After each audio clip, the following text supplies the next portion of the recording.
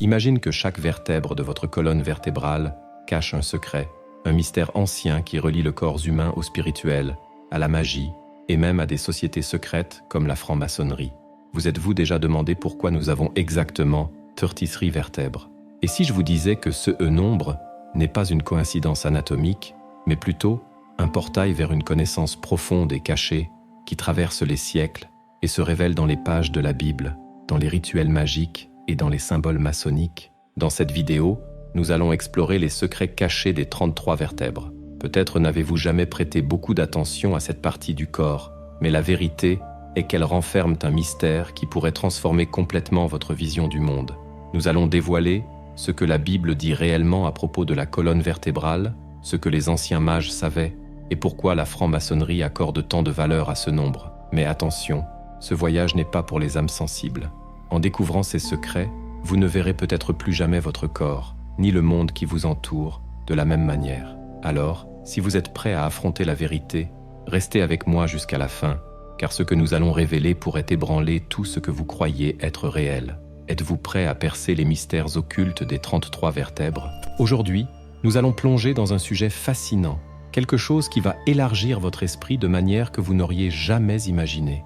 Parfois, nous sommes confrontés à des questions qui défient tout ce que nous pensions savoir. Et c'est précisément sur ces 16 questions que nous allons explorer ensemble. Le plus incroyable, c'est que vous allez découvrir des choses que même l'imagination la plus audacieuse ne serait pas capable de prévoir. Des choses qui défient notre compréhension. Je ne suis pas ici pour dicter ce qui est bien ou mal, ni pour prendre parti. Mon but est d'éveiller votre curiosité, de vous faire réfléchir et, qui sait, de changer votre façon de voir le monde. Alors, croyez-moi, ce n'est pas facile à dire, mais le sujet d'aujourd'hui pourrait vraiment transformer la manière dont vous percevez le monde. J'aimerais vous rassurer et dire que tout sera simple pendant que nous explorons ce contenu, mais ce ne serait pas honnête. Si vous êtes prêt à mettre de côté la vision commune des choses et à plonger dans les mystères les plus profonds de la Bible, le moment est venu. Avant d'aller plus loin, je dois vous avertir, ce voyage est sans retour, et je veux être clair sur un point important. Ce que vous allez découvrir ici est totalement exclusif. Vous ne trouverez ce genre de contenu nulle part ailleurs. C'est la vidéo que tout le monde voudra reproduire, sans aucun doute. Ce que je suis sur le point de révéler sera le point de départ de nombreux débats passionnés. Si vous aimez des thèmes comme la religion, l'alchimie, la kabbale, la philosophie ou l'histoire de l'occultisme, assurez-vous de vérifier si vous êtes déjà abonné à la chaîne. Votre abonnement aide beaucoup à maintenir les vidéos que je fais ici. Mais maintenant que nous sommes connectés, allons droit au but. Je ne vais pas vous surcharger avec des concepts ésotériques complexes ou me perdre dans une étude approfondie de la numérologie, du moins, pas encore. Aujourd'hui, je veux que vous portiez une attention particulière au nombre 33, car ce n'est pas simplement un nombre quelconque. Aujourd'hui, nous allons plonger dans un sujet fascinant. Restez attentifs, car peut-être que vous ne l'avez pas encore remarqué, mais vous allez bientôt découvrir quelque chose qui a été sous vos yeux depuis toujours. Par exemple, saviez-vous que notre colonne vertébrale est composée exactement de 33 vertèbres? Intéressant, n'est-ce pas? Surtout quand on pense au rôle crucial que la colonne joue pour nous maintenir debout et en mouvement. Elle est, d'une certaine manière, l'axe de nos motivations et de nos désirs. Mais ce n'est pas la seule fois que le nombre 33 apparaît dans votre vie. Et si vous avez déjà commencé à assembler les pièces du puzzle, attendez que je vous révèle quelques détails cachés qui relient Jésus directement à la franc-maçonnerie. Imaginez comment différentes cultures peuvent être plus interconnectées que nous ne le pensons, toutes liées par deux nombres en particulier. Puisque j'ai mentionné Jésus, il est important de noter qu'il a été crucifié à l'âge de 33 ans.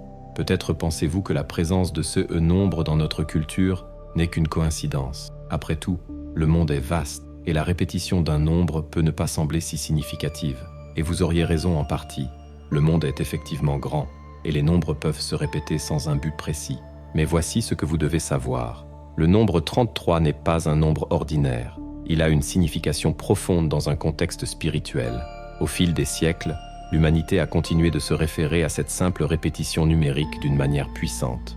Maintenant que j'ai éveillé votre curiosité, c'est le moment idéal pour expliquer comment le nombre 33 a acquis une valeur mystique au cours de l'histoire. Pour mieux comprendre cela, nous devons remonter dans le temps, à l'époque où la pensée philosophique a fleuri avec Pythagore. Ce philosophe, que j'admire beaucoup pour sa vision profonde et souvent rationnelle du monde, a réussi à trouver un équilibre parfait entre raison et émotion. Ce qui est fascinant à propos de Pythagore, c'est l'éducation qu'il a reçue.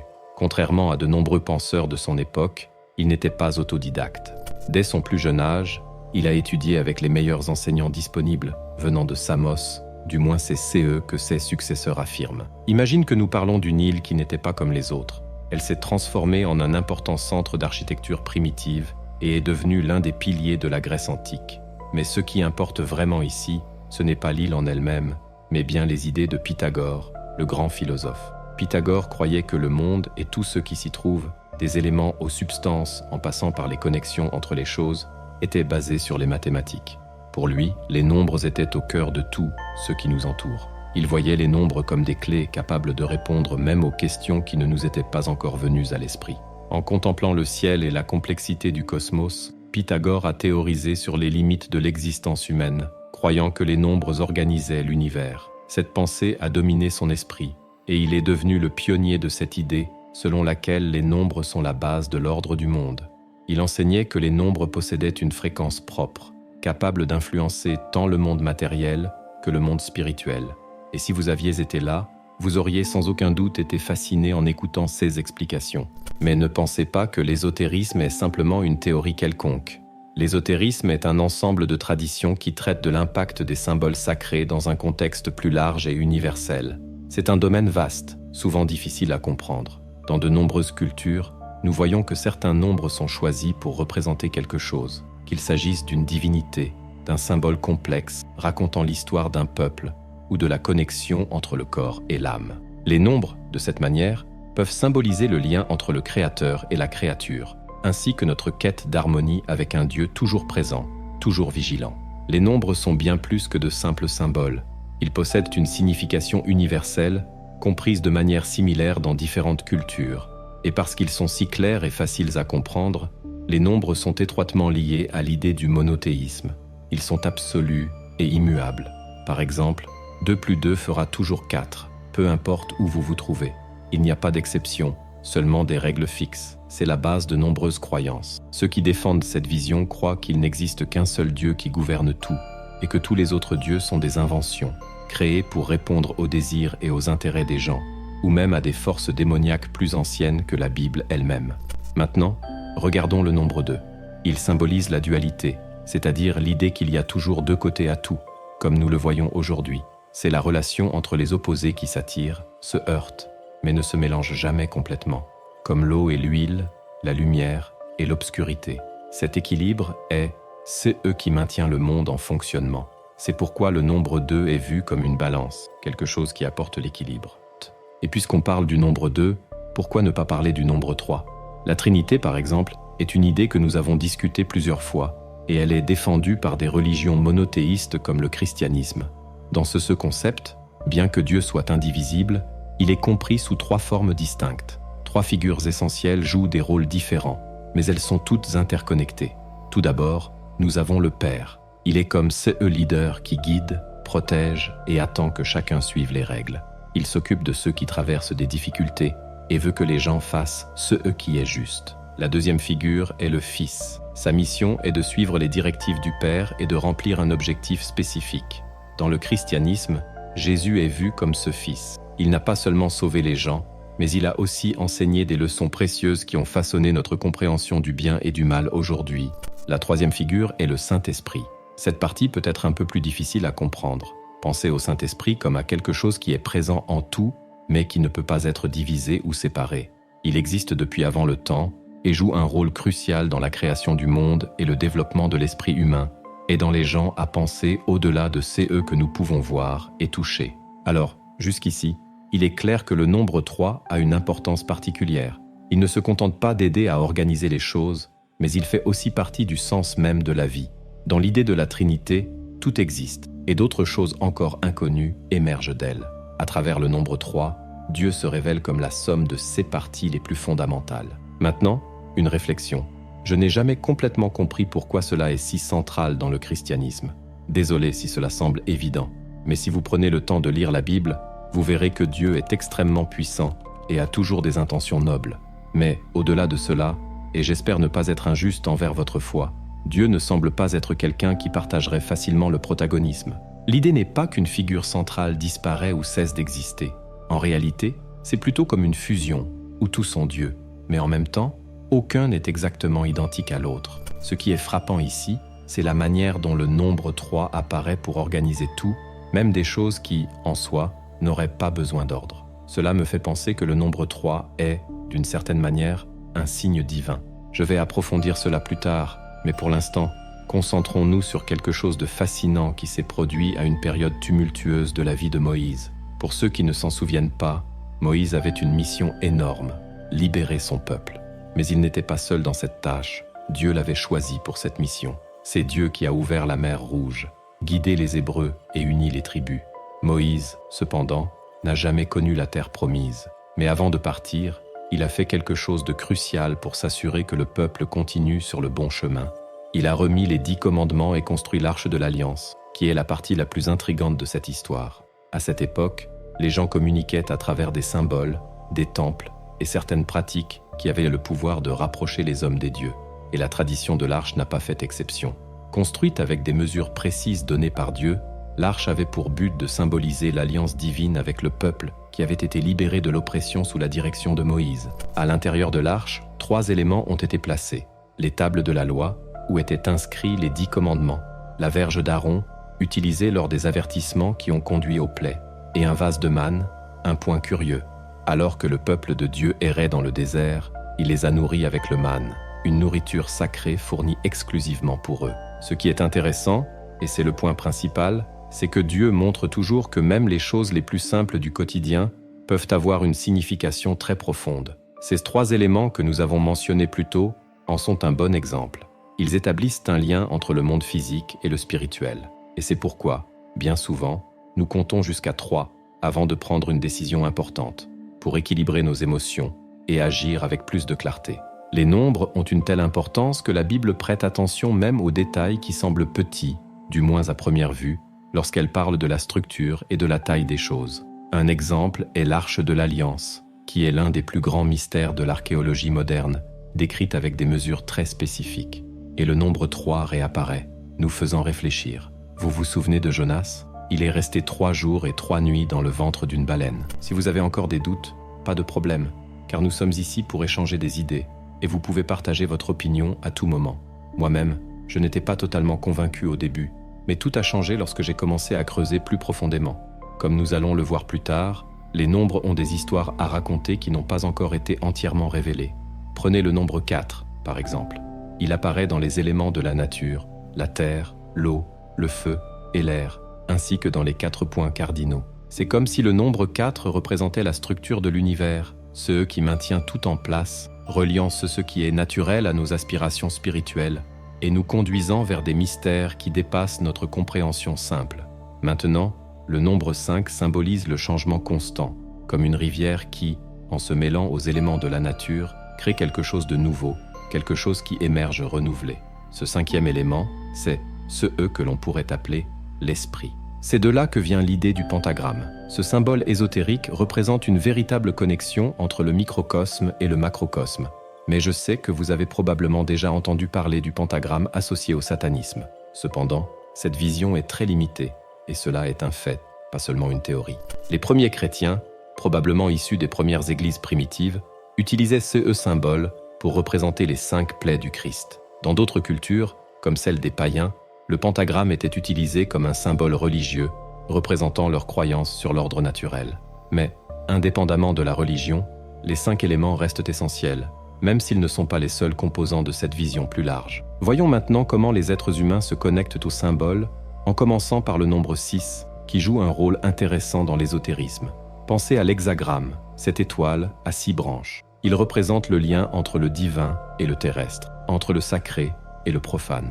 Et le nombre 7, c'est le nombre de jours que, selon la Bible, Dieu a utilisé pour créer le monde. Ce qui est vraiment fascinant avec ces chiffres, c'est que, à mesure que nous avançons au-delà des nombres les plus simples, comme compter sur nos doigts, ils commencent à éveiller notre curiosité.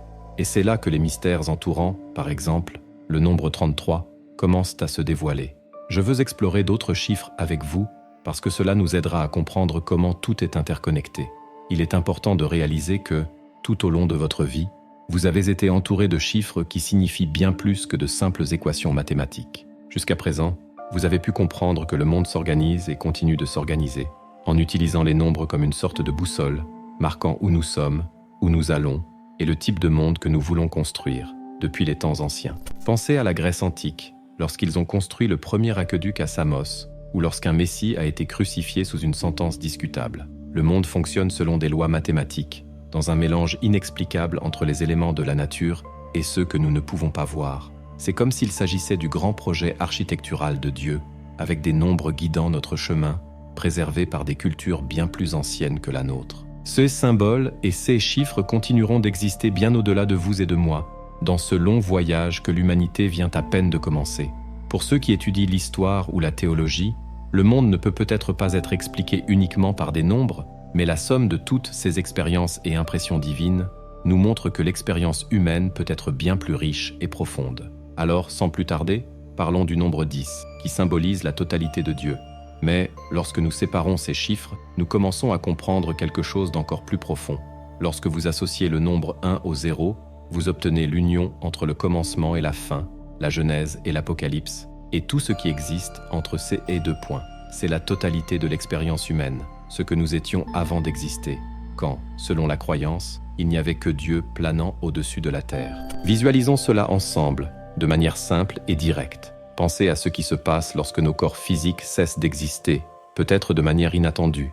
Maintenant, je veux vous amener à réfléchir à un chiffre qui revêt une grande importance, le nombre 13. Il symbolise la transformation et la renaissance. Beaucoup de gens considèrent le 13 comme un chiffre de malchance, mais c'est eux que la culture populaire en dit, quelque chose que n'importe qui pourrait mentionner dans une conversation. Mais il y a quelque chose de plus profond ici. Le nombre 13 reflète un processus naturel de la vie qui peut parfois être douloureux.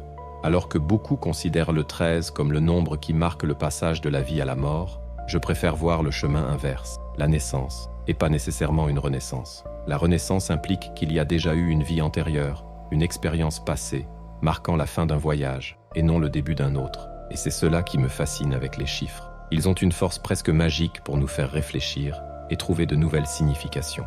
Et c'est précisément ici que nous arrivons au nombre 33, le point central de notre vidéo. Désolé de garder le meilleur pour la fin, mais maintenant, vous avez déjà une base solide. Ce que je vais partager avec vous maintenant va prendre un tout nouveau sens pour vous. C'est ainsi que fonctionne la connaissance, même dans les parties les plus complexes de la pensée humaine. C'est comme le feraient les élèves de l'école de Pythagore. Ils commenceraient par les bases, en construisant une fondation solide pour comprendre l'ensemble. Même l'ésotérisme ne parvient pas à expliquer toutes les équivalences que nous sommes sur le point d'explorer. Et ce n'est pas par hasard. Le nombre 33 a un attrait spirituel très puissant. Ce n'est pas seulement un chiffre dans une ligne de pensée religieuse. Il a sa propre lueur, comme une étoile dans le ciel, qui n'a pas besoin de la lumière du soleil pour illuminer le monde. Et dans l'ésotérisme, le nombre 33 remplit exactement cette fonction. Ce que je veux faire ici, ce n'est pas seulement montrer le chemin, mais éclairer ces coins sombres que l'on ne voit souvent pas. L'objectif est de comprendre comment nous pouvons atteindre nos objectifs dans un cycle spirituel et de parler des pactes que nous faisons avec Dieu, avec des guides spirituels ou même avec ces figures que nous respectons et admirons. Cela se connecte aussi à l'âge du Christ, qui à 33 ans a tenu une promesse faite à Israël en reconstruisant le lien entre Dieu et son peuple, une relation qui a résisté à de nombreux défis. Et voyez-vous, tout cela va au-delà de ce que l'on peut comprendre simplement. Le nombre 33, par exemple, peut être perçu comme une répétition du concept de la Trinité, suggérant un lien avec ces figures que nous avons déjà mentionnées. Nous explorons un territoire peu connu, c'est le défi, mais aussi ce qui rend l'humanité si intéressante. Ce que nous appelons l'histoire est souvent comme un grand jeu du téléphone arabe, où les messages changent et se perdent. Notre mission est d'essayer de rassembler ces morceaux, qui sont souvent seulement des fragments, et non des histoires complètes. Mais certains de ces fragments sont plus intrigants que d'autres, comme le nombre 33 apparaissant dans diverses situations. Laisse-moi te raconter une histoire. En mai 1958, quelque chose d'incroyable est arrivé à Marcus Gérard. Maintenant, prends cette histoire comme une fiction, car je ne peux pas garantir que tout soit vrai. Marcus était seul chez lui. Selon ce qu'il a raconté à un journal local cet après-midi-là, il a vu un éclat de verre, de la taille d'une aiguille, traverser la pièce et atteindre son œil gauche. Il a dit que fut la dernière chose qu'il vit pendant quelques heures. Lorsqu'il se réveilla, avec un terrible mal de tête, il s'aperçut que partout où il regardait, le nombre 33 apparaissait. Maintenant, permettez-moi d'ouvrir une parenthèse. Il existe un phénomène visuel appelé mouche volante. Ceux qui en souffrent, et je ne sais pas s'il y a un remède, voient de petites taches flottantes dans leur champ de vision, surtout dans les endroits lumineux. Ces taches sont toujours là, mais ce qui change, c'est la façon dont la personne s'y adapte. C'est ce qui est arrivé à Marcus. Pendant des années, chaque fois qu'il regardait le soleil ou se regardait dans le miroir pour ajuster sa cravate, le nombre 33 apparaissait. Le nombre 33 apparaissait à Marcus partout. C'était la dernière chose qu'il voyait avant de s'endormir et la première qu'il rencontrait en se réveillant. Cette vision étrange est devenue une constante dans sa vie, presque comme un vieil ami. Une fois, alors qu'il lisait un livre probablement de Shakespeare, Marcus a remarqué quelque chose d'encore plus bizarre. Quand il fermait l'œil gauche, il voyait le nombre 2. En fermant le droit, le nombre 3 apparaissait. Les deux yeux ouverts, ces nombres semblaient se fondre, mais malgré tout, la différence restait perceptible. Laisse-moi te dire une chose importante. Marcus était écrivain de fiction. Il passait des heures et des heures à lire, ce qui l'a conduit à plonger dans les bibliothèques de la région, essayant de trouver une explication à ces chiffres qui le tourmentaient tant. Et souviens-toi, cette histoire se déroule avant l'ère des voitures autonomes et des téléphones portables ultra rapides. À cette époque, Internet était bien différent, beaucoup plus limité. Pourtant, malgré toutes ses recherches, Marcus ne trouvait pas de réponse claire. Il ne parvenait qu'à rassembler des fragments de diverses cultures anciennes qui, une fois combinés, n'avaient pas beaucoup de sens et n'expliquaient pas pourquoi un simple Anglais, passionné de littérature classique, était confronté à ce tourment. C'est alors qu'un spécialiste, dont le nom est à peine connu, a décidé d'enquêter sur le cas de Marcus. À ce moment-là, Marcus vivait avec cette étrange condition depuis 10 ans. Il s'y était même habitué, mais son esprit ne cessait de questionner l'origine de ces chiffres. Parfois, il pensait même qu'il pouvait devenir fou. Certaines personnes autour de lui parlaient de sa condition de manière négative, avec des murmures et des commentaires. Mais, pour la première fois depuis longtemps, Marcus sentait qu'il était sur le point de résoudre ce mystère et de remettre enfin sa vie sur les rails. Pour lui, le plus important était de comprendre d'où venaient ces chiffres, plus que de traiter cela comme une maladie. Cependant, à sa grande surprise, après une enquête approfondie, et nous parlons ici d'un véritable spécialiste, aucune solution n'a été trouvée. Cliniquement, Marcus était en bonne santé, et la médecine moderne ne pouvait pas expliquer ce qu'il vivait. La seule théorie restante était qu'il pourrait, en fait, être en train de perdre la raison. J'aimerais te dire que cette histoire a une fin heureuse, comme beaucoup d'autres histoires presque fictives. Si j'étais l'auteur, j'écrirais peut-être une fin de ce genre. Mais ce n'est pas le cas ici, et je regrette de ne pas pouvoir embellir davantage l'histoire de Marcus. Alors, laisse-moi te raconter les choses de manière simple et directe. J'aurais aimé dire que Marcus avait résolu son problème, qu'il avait trouvé l'amour et qu'il était parti vivre tranquillement sur une île paradisiaque, loin de tous ceux qui le traitaient de fou. Mais, malheureusement, ce n'est pas la réalité. Ce qui s'est passé est bien différent. Marcus est retourné chez lui à Londres, où il vivait isolé. À ce stade, il n'avait plus d'amis. Les quelques-uns qui restaient, il les avait lui-même éloignés. Les gens le regardaient comme s'il était l'un de ceux qui voient le visage du Christ sur une tranche de pain grillé. Et ses regards le gênaient profondément. Avec le temps, le nombre 33 a commencé à dominer sa vision, apparaissant de plus en plus fréquemment.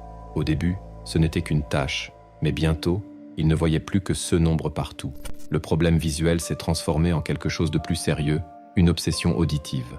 Marcus a commencé à entendre le nombre 23 partout, comme si une barrière invisible entre notre monde et les mystères de l'univers s'était rompue. Et maintenant, il entendait ceux qui semblaient être le son de la fin des temps, résonnant dans son esprit. Ce tourment l'a conduit à une fin tragique. Maintenant, vous devez vous demander, quel est le lien entre cette histoire, l'occultisme, la franc-maçonnerie ou le nombre 33 ? C'est la grande question, et ce que je vais montrer ensuite est la morale de cette histoire. J'aime penser, et rappelez-vous, ce n'est qu'une idée, que l'expérience de Marcus était comme une erreur de parcours. C'est comme si quelqu'un sortait de la caverne de Platon, dans ce célèbre mythe, pendant seulement 2 secondes, et, effrayé par ce qu'il a vu, retournait en courant vers le confort de l'obscurité, incapable de comprendre la grandeur de ces qui existent à l'extérieur. Ces personnes n'acceptent que les images effrayantes qu'elles ont vues, mais sans le savoir nécessaire pour les comprendre. Dans le mythe de Platon, qui est une allégorie classique, il y a une séparation entre le monde des illusions et le monde réel. Cette idée est cruciale pour comprendre la différence entre l'ignorance et la véritable sagesse. Pour Platon, celui qui s'aventure hors de la caverne peut revenir, peut-être avec un sens des responsabilités, pour montrer le chemin aux autres et les sortir de l'ignorance. Mais ce retour est-il vraiment pertinent ? Celui qui voit la beauté du monde extérieur doit-il revenir pour raconter ce qu'il a vu, dans l'espoir que les autres, aveuglés par l'ignorance, puissent percevoir la vérité? Dans le cas de Marcus, il semble que la meilleure manière de gérer cette situation aurait été d'apporter un miroir, quelque chose qui reflète le monde extérieur vers l'intérieur, aidant ainsi chacun à voir la vérité de manière plus claire et compréhensible. Lorsque l'on examine l'histoire de Marcus et sa vision persistante, il devient évident qu'une image vaut 1000 mots. Sa situation ressemble à une allégorie, une sorte d'histoire symbolique qui reflète ce qu'il a vécu. Mais la caverne dans laquelle Marcus s'est retrouvé n'était pas une caverne ordinaire, et son voyage vers l'autre côté s'est produit un peu par hasard, sans qu'il l'ait vraiment voulu. J'appelle cela un accident de parcours. Ce que Marcus a vu, l'essence des choses, la structure de l'univers, est peut-être quelque chose que aucun être humain ne devrait voir, car cela dépasse largement notre capacité de compréhension. De plus, je crois que les nombres racontent des histoires que nous ne parvenons pas encore à saisir complètement. En tant qu'êtres humains, nous sommes des interprètes imparfaits de ces histoires, mais je pense que cela n'est qu'une limitation temporaire. Peut-être que la clé pour comprendre tout cela réside dans l'ambivalence. L'ambivalence est un mot qui signifie, en gros, avoir deux sentiments opposés à propos de la même chose. Freud, le célèbre psychanalyste, parlait souvent de ces sentiments conflictuels. Mais ce que je veux souligner ici, ce n'est pas tant ce que dit la psychologie, mais plutôt le concept en lui-même. L'ambivalence, c'est lorsque deux sentiments, qui semblent se contredire, coexistent par rapport à un même sujet. Les écrivains classiques, comme Shakespeare, utilisaient beaucoup cette idée de l'ambivalence pour montrer à quel point la nature humaine est complexe. Cela nous rappelle que nous sommes des êtres pleins d'émotions qui, souvent, ne font pas sens, mais qui sont essentielles à notre vie sociale. Et quand on commence à voir la numérologie dans ce contexte d'ambivalence, les choses deviennent encore plus intéressantes. Peu importe en quel Dieu vous croyez, que ce soit en un, deux ou trois, ou même en le soleil qui se lève chaque matin, ce qui nous unit, ce n'est pas notre capacité à nommer ces forces spirituelles, mais cette ambivalence, cette lutte intérieure entre ce que nous sommes et ce que nous devrions être. C'est cette angoisse qui nous fait avancer, qui nous pousse à sortir de la caverne, même si nous avons peur de ce que nous allons y trouver. Et c'est cette même angoisse qui, parfois, nous fait retourner à l'intérieur de la caverne, soupçonnant que le monde que nous connaissons n'est peut-être pas le réel, mais seulement une illusion.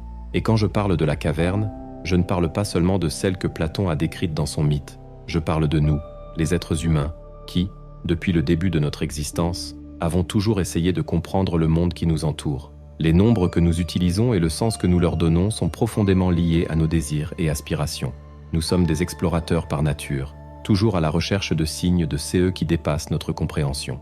Et ce que Marcus n'a pas réussi à faire, peut-être parce qu'il a vécu à une autre époque, c'est ce que je veux faire maintenant. Tourner notre regard vers le christianisme. La Bible semble accorder un intérêt particulier au nombre 33. Comme je l'ai déjà mentionné, c'était l'âge de Jésus lorsqu'il s'est sacrifié pour l'humanité.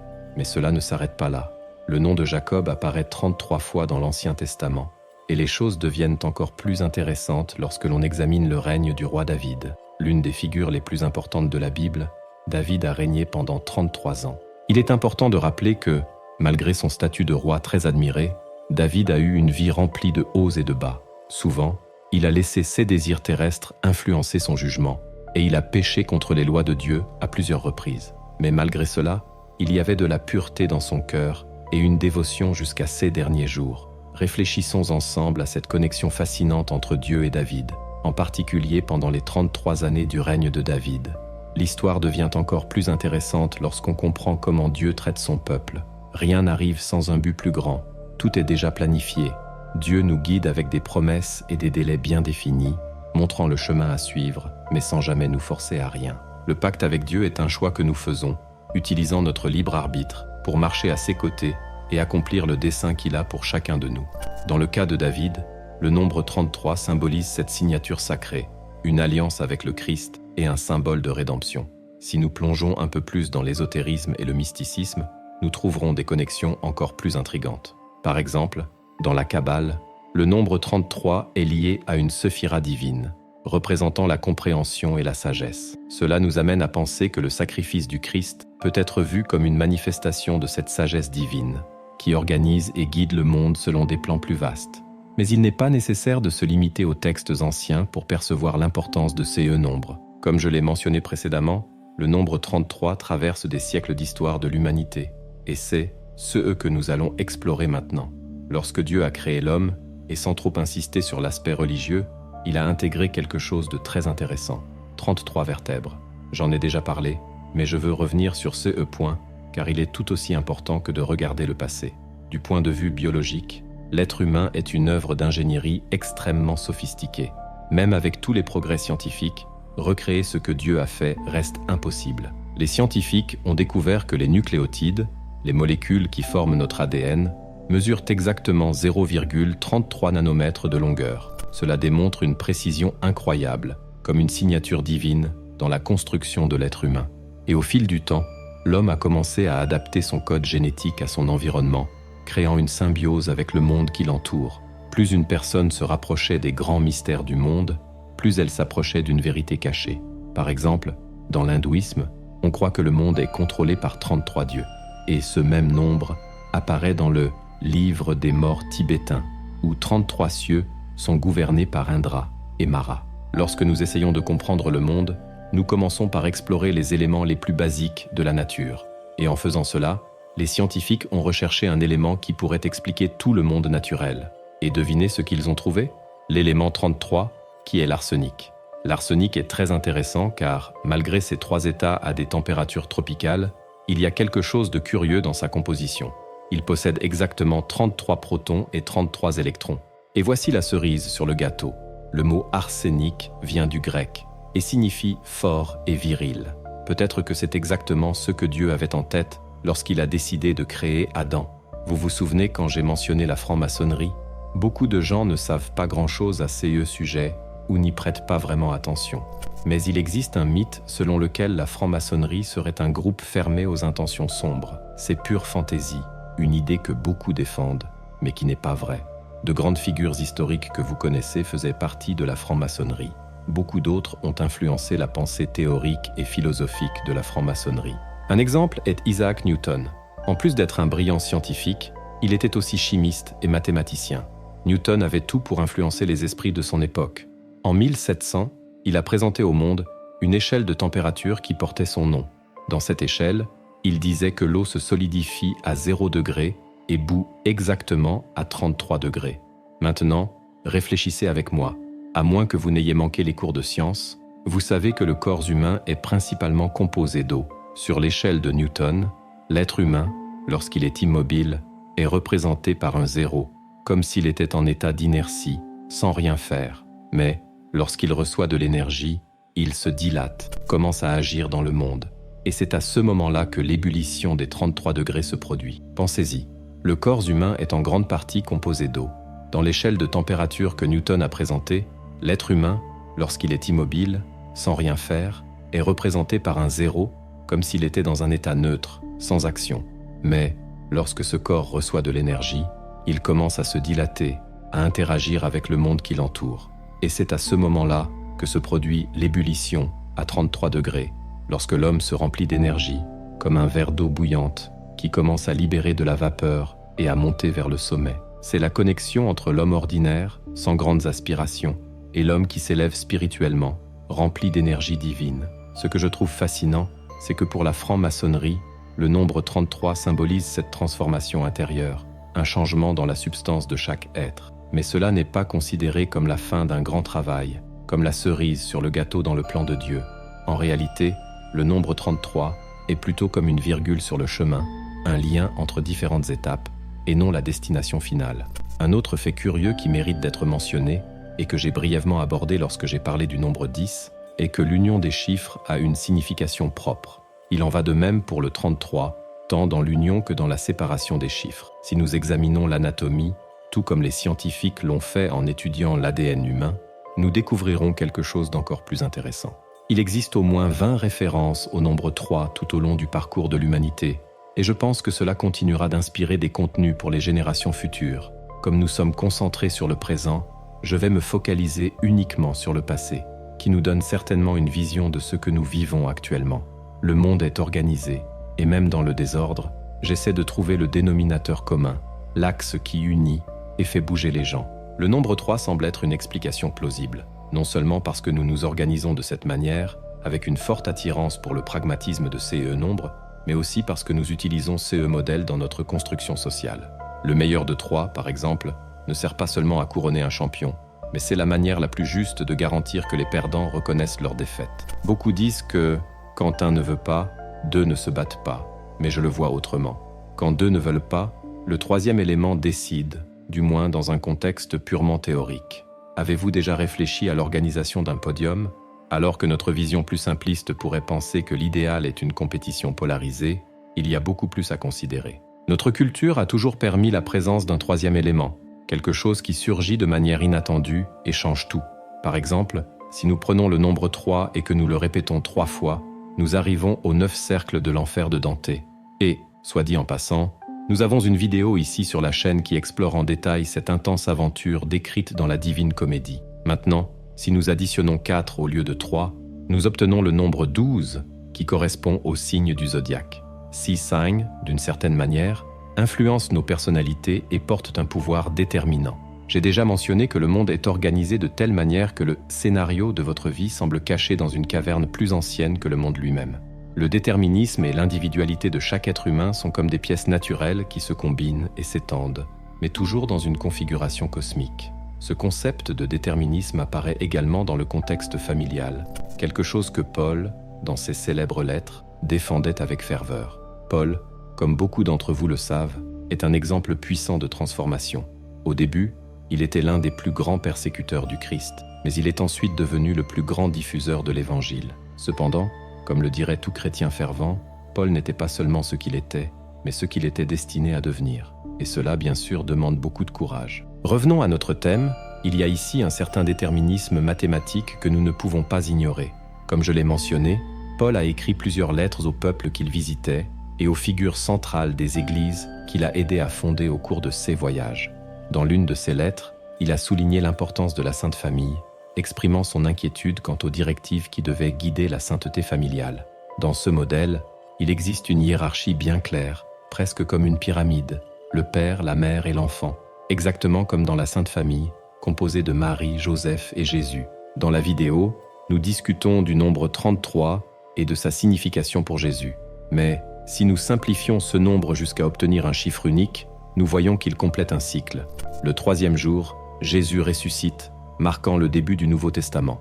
Et si nous plongeons encore plus profondément, nous constaterons que même nos structures politiques suivent cette même logique.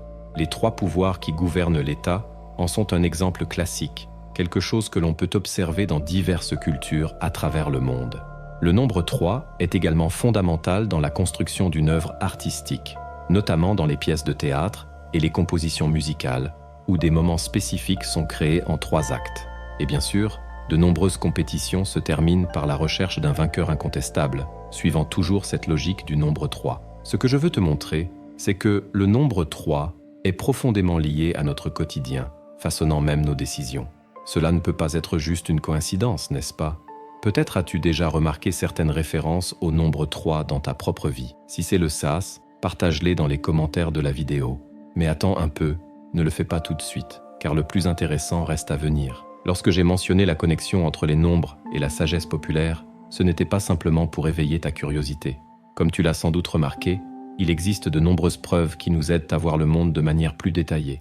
Je ne te suggère pas de commencer à voir des connexions partout, comme dans le CA de Marcus, mais cette vidéo est une invitation à ne pas juger les choses sur leur apparence et à ne pas croire que toutes les réponses se trouvent dans un seul ensemble de croyances. Le monde est immense, et si nous regardons au-delà de l'évidence, nous pouvons découvrir des choses inattendues. Par exemple, il existe 33 degrés en franc-maçonnerie. Ce sont 33 étapes qui mènent à une sagesse que les aventuriers de canapé n'atteindront jamais.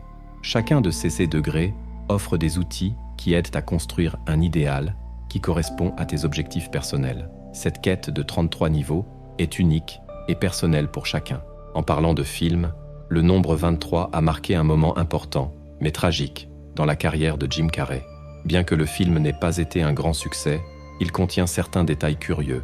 Tout d'abord, l'utilisation de la métalangue, où le personnage principal, interprété par Jim, commence à éviter de répéter les actions d'un personnage fictif qu'il découvre dans un livre. C'est comme si le personnage paranoïaque interagissait avec un autre personnage tout aussi paranoïaque. Le deuxième détail intéressant est la lutte de Jim pour ne pas devenir CE qu'il était théoriquement destiné à être, comme s'il luttait contre sa propre nature. Le nombre 23 est profondément lié à notre mission de vie sur Terre. Enfin, le troisième point, encore une fois, le chiffre 3 apparaît, est que, même en étant une histoire fictive sur le nombre 23, le film contribue au patrimoine culturel et intellectuel sur ce sujet. Ce n'est pas par hasard que j'ai mentionné cette idée dans la vidéo. Même si cela a pu sembler spontané, il y a une raison derrière cela. Comme je l'ai déjà dit, je ne crois pas aux coïncidences. Pour que quelque chose existe, même si cela semble insignifiant, il y a tout un effort global qui façonne le monde autour de nous. Tout ce qui existe est connecté à l'avancement intellectuel de l'humanité. Quand, dans le futur, des archéologues analyseront nos smartphones enterrés sous les ruines des grandes villes que nous avons construites, ils découvriront une vaste production culturelle qui racontera qui nous étions, qui nous admirions et comment nous avons vécu notre parcours sur Terre. Revenons au film que j'ai mentionné. Même s'il est simplement moyen, c'est une preuve de plus que rien dans ce monde n'arrive par hasard. Il existe une connexion invisible qui unit des événements qui, à première vue, semblent sans rapport. C'est pourquoi, en frottant la lampe magique, le génie bleu accorde 3 vœux à Aladdin. C'est pourquoi l'enfant Jésus reçoit la visite de 3 rois mages. Et c'est aussi pourquoi, et je parie que tu n'y avais pas encore pensé, tu devrais aimer, partager cette vidéo et t'abonner à la chaîne. Avec ces 3 actions, tu contribues énormément à la croissance de la chaîne. Maintenant, réfléchissons à tout ce que nous avons discuté ici. Premièrement, nous avons vu que le monde est plus complexe que ce que nous pouvons imaginer. Deuxièmement, il existe une ordre dans l'univers, indépendamment des croyances que nous suivons. Troisièmement, les chiffres sont des symboles puissants pour diverses cultures tout au long de l'histoire. Et enfin, quatrièmement, il y a une incroyable élégance dans la manière dont l'être humain a été conçu, mais il manque encore une pièce à ce puzzle, et tu l'as probablement déjà remarqué. Il est temps de finaliser cette décryptage. Si ce n'est pas encore clair, ce que j'essaie de faire ici, c'est d'interpréter un message codé par quelque chose de plus grand, peut-être même par Dieu. Il existe un lien entre les chiffres et les couleurs. Par exemple, le nombre 3 est associé à la couleur jaune, qui symbolise l'expansion de la lumière. Ainsi, nous n'explorons pas seulement des relations personnelles, mais aussi la connexion entre différents aspects naturels. Il est intéressant de se rappeler que le siècle des Lumières est un concept qui émerge lorsque nous parlons de cela. Le siècle des Lumières fut un mouvement de grande agitation intellectuelle au XVIIIe siècle. Et nous ne pouvons pas oublier ce que Newton a proposé concernant ce moment de ébullition, quelque chose qui a plus tard influencé la pensée maçonnique. Ce que je vais dire maintenant peut sembler un peu contradictoire, mais je promets de te guider à travers ce chemin. Le siècle des Lumières rejetait toute construction théorique qui, à leurs yeux, était irrationnelle et soutenue par la foi. Pour les défenseurs des Lumières, la raison devait être le guide de nos vies. Mais cette ligne de pensée ne cherchait pas seulement à renverser la religion, mais plutôt à la remettre en question et à instaurer un nouveau régime intellectuel. Imagine ceci. Il y a eu un moment dans l'histoire où certaines brillantes esprits ont eu une grande idée. Ils croyaient que la religion était importante, oui, mais ils pensaient aussi qu'elle ne devait pas gouverner les décisions de l'État. Ce sont ces personnes qui ont proposé la séparation entre la religion et le gouvernement. De plus, ils défendaient que la foi devait être quelque chose de personnel, et non un instrument de pouvoir aux mains de l'Église. Quand nous regardons le nombre 3, il nous mène à des réflexions très intéressantes. Nous ne parlons pas seulement de choses qui sont égales ou similaires, mais de quelque chose de plus profond, sur la façon dont les choses se connectent d'une manière qui fait sens. Cette lumière, cette raison, a toujours été présente dans notre façon de comprendre le monde, depuis les temps les plus anciens.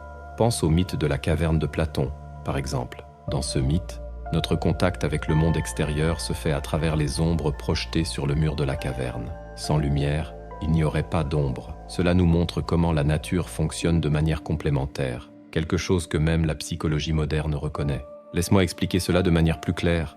Dans la thérapie Gestalt, par exemple, on comprend le tout à partir des parties et de la manière dont elles se rapportent au fond. Lorsque tu regardes une image, la première chose que ton cerveau fait est de chercher quelque chose de familier, quelque chose qui a du sens. Ce n'est qu'après cela que tu commences à percevoir le fond, en cherchant ce qui est caché. De la même manière, on peut penser que les chiffres cachent aussi une dualité, comme s'ils étaient un code génétique, montrant que l'être humain est composé de parties qui se connectent pour former un tout. Le nombre 33, par exemple, n'est pas seulement un ancien symbole. Il peut nous aider à comprendre l'être humain, qui est plein de contradictions, et à indiquer des chemins pour l'avenir. La même lumière qui peut aveugler peut elle aussi guider, que ce soit dans le domaine de la religion ou de la science. Je crois que la réponse ne réside pas dans le fait de s'éloigner de l'un ou de l'autre. Cela fait partie de la nature humaine, et les nombres nous aident à construire une vision idéale de ce que signifie être humain. Je ne sais tout simplement pas si cette idée a été créée par un Dieu tout-puissant ou par un scientifique déterminé. Ce que je veux dire avec cette vidéo, c'est que, tandis que certaines questions anciennes restent sans réponse, notre quête pour comprendre le monde ne s'arrête pas. Et, même si nous avons exploré différentes branches du savoir, il reste encore de nombreux mystères à découvrir. Alors, peut-être que cette vidéo te laissera avec plus de questions que de réponses, mais c'est là toute la beauté de notre voyage, pour percer le mystère des nombres. Certaines questions anciennes n'ont toujours pas de réponse. Par exemple, un virus ne peut pas voir le scientifique qui l'étudie à travers le microscope. Il n'y a aucun moyen d'inverser cette situation. Alors, comment nous, êtres si petits, pouvons-nous comprendre un monde si vaste et complexe? Dans cette vidéo, j'ai exploré plusieurs domaines du savoir en quête de réponses et de connexions. Tout comme Marcus, j'ai les nombres en tête. J'ai tellement étudié à leur sujet que je continue de découvrir des liens intéressants. Par exemple, le nombre 3 répété 3 fois. Certains experts en numérologie disent qu'il a une signification encore plus profonde, pouvant représenter une communication directe avec les anges. Je ne dis pas que si tu appelles ce numéro, tu parleras avec un ange, mais qui sait, on ne sait jamais, n'est-ce pas? Le plus curieux, c'est que beaucoup croient que le nombre 3, à lui seul, est déjà un message angélique, symbolisant l'intervention divine. Il nous dit que nous sommes au bon endroit, que nous sommes courageux et prêts à accomplir notre mission. C'est très positif et intéressant, mais j'aime aller plus loin. C'est ce que je préfère faire ici sur la chaîne. Alors, je ne me suis pas contenté des résultats de mes recherches, j'ai voulu plonger encore plus profondément. D'abord, je pense qu'il est important de comprendre ce que nous voulons vraiment dire lorsque nous parlons d'anges. En général, on imagine une figure protectrice, au visage serein, qui nous aide dans notre quotidien. Mais, dans la tradition judéo-chrétienne, les anges sont plus que cela. Ce sont des messagers de Dieu. Et tu sais combien d'anges sont apparus à Abraham pour cette mission? Exactement 3. Cela m'amène à quelque chose de très important. Les nombres n'ont pas de signification par eux-mêmes, ils sont le message en soi. Beaucoup de gens croient que certains nombres nous rapprochent d'une vérité universelle, quelque chose que nous pouvons comprendre, et je suis d'accord avec cela. Mais je ne pense pas que ce soit aussi simple que de leur attribuer un sens quelconque. Je crois qu'il existe un message que l'humanité n'a pas encore réussi à déchiffrer. Peut-être que nous ne savons pas encore comment, mais j'ai une idée de par où commencer. J'ai réalisé cela en levant les yeux vers le ciel à la recherche de réponses que la Terre ne pouvait pas me donner. Et, à ma grande surprise, là se trouvait la ceinture d'Orion, les étoiles les plus brillantes du ciel. Dans de nombreuses cultures, cette ceinture est appelée les 3 maris ou les 3 rois. Ce sont les points les plus lumineux du ciel nocturne. Il existe une harmonie entre ces étoiles. Elles sont parfaitement alignées, comme si Dieu avait utilisé une règle cosmique. Plus j'observe le monde et ses particularités, plus je deviens curieux de notre avenir. Y a-t-il un message là-haut, attendant d'être déchiffré par un mathématicien? Est-ce que le grand plan des divinités est de renverser nos idoles en utilisant la science? Et si, de cette manière, les mathématiques devenaient une religion? Alors que la nuit avance, davantage de lumière apparaît à l'horizon. Je perçois la dualité entre le jour et la nuit et me rappelle la création de Dieu dans la Genèse. Mais il y avait un autre élément, le crépuscule. J'aime ce moment presque oublié, car, malgré la lutte constante entre le jour et la nuit, il existe un espace de rencontre. C'est mon idéal du monde. C'est là que le mysticisme, l'ésotérisme et la science devraient coexister, parce que, lorsque tout s'effondrera, le centre de nos certitudes sera la fragilité de notre raison et les limites de notre foi. Peut-être que le grand mystère de la vie n'est pas, en fin de compte, de connaître la vérité, mais d'apprendre à l'interpréter. Imaginez que vous êtes en voyage, marchant sur un ancien chemin, couvert de mystères qui traversent les siècles. Chaque pas que vous faites résonne d'un écho profond, comme si vous réveilliez quelque chose qui a toujours été là, attendant d'être découvert. À mesure que vous avancez, vous commencez à réaliser que tout autour de vous, le monde, les gens, les croyances, est connecté par quelque chose de bien plus grand que ceux que vous aviez imaginés. Vous ressentez une inquiétude, une question qui a toujours été dans votre esprit. Y a-t-il quelque chose au-delà de ce que mes yeux peuvent voir? Quelque chose qui relie le corps, l'âme et l'esprit d'une manière que je n'ai jamais pleinement comprise. À ce moment-là, vous vous souvenez de l'histoire que vous avez entendue sur le nombre 33, sur la manière dont il est présent dans tant de cultures, de religions et de croyances. Les 33 vertèbres de la colonne qui soutiennent le corps humain, les 33 fois où Jacob est mentionné dans la Bible, les 33 degrés de la franc-maçonnerie. tout cela commence à faire sens, comme les pièces d'un puzzle que vous êtes enfin en train d'assembler. Vous réalisez que ce n'est pas une coïncidence, que ce ne sont pas seulement des chiffres aléatoires. Il y a un message là-dedans, quelque chose qui a été laissé pour que vous le découvriez, quelque chose qui pourrait changer la façon dont vous voyez le monde et vous-même. Et ce voyage ne consiste pas seulement à découvrir ce qui est caché, mais aussi à comprendre comment cela se connecte à ce que vous êtes, aux choix que vous faites chaque jour. Mais ce voyage est aussi un défi. Parfois, il semble que le poids de tant de questions, de tant de mystères, est trop lourd à porter seul. Vous vous demandez si vous êtes vraiment sur le bon chemin, si vous allez vraiment trouver les réponses que vous cherchez. Et c'est à ce moment-là que vous réalisez que vous n'êtes pas seul. D'autres marchent avec vous, d'autres qui cherchent aussi, qui ressentent cette même inquiétude. C'est alors que vous trouvez la solution.